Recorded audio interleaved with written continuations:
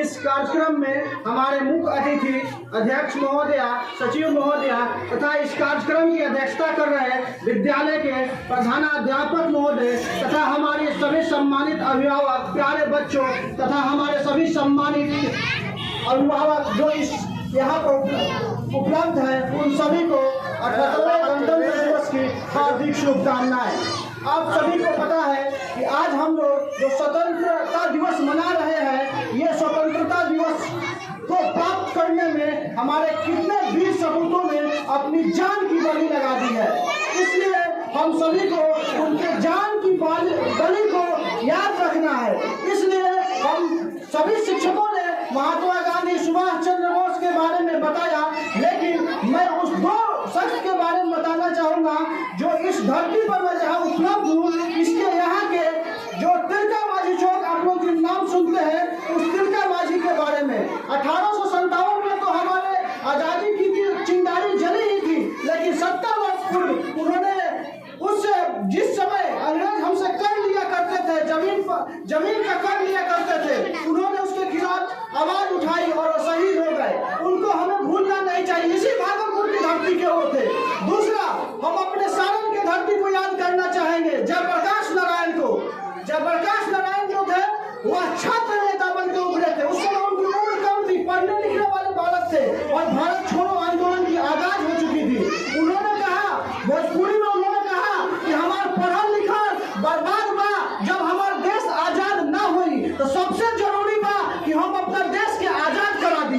तो उन्होंने क्या किया, अपने देश को आजाद कराने के लिए जेल भी खटना पड़ा। उन्होंने खटा, और आपको याद भी होगा, उन्होंने जेल तोड़ा था और जेल तोड़ कर अंग्रेजों को सबक सिखाया था कि आप चाहे हमको कितना भी मान ले, लेकिन हमारे आवाजों को आप नहीं दबा सकते हैं, आप हमारे आवाजों को नहीं दबा सकते हैं। बहुत क्रांतिकारी लोग हुए।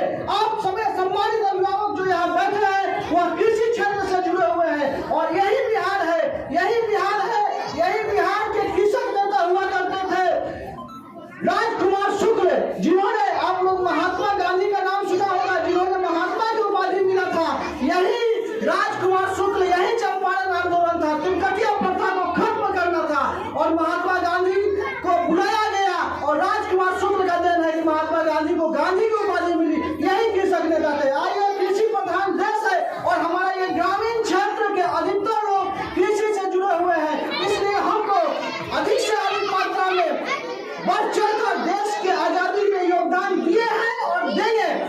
हम सभी जानते हैं कि हम लोग बहुत बड़े बड़े लोगों को सुने हैं कि आपने दान किया, तो हम आपसे देश को समृद्ध बनाने के लिए दान जरूरी नहीं है। दान तो जरूरी तब होता है जो क्षणिक आवश्यकता पड़ती है। आपको उस लायक उस व्यक्ति को बना देना है कि अपना जीवन में उपार्जन कर सके।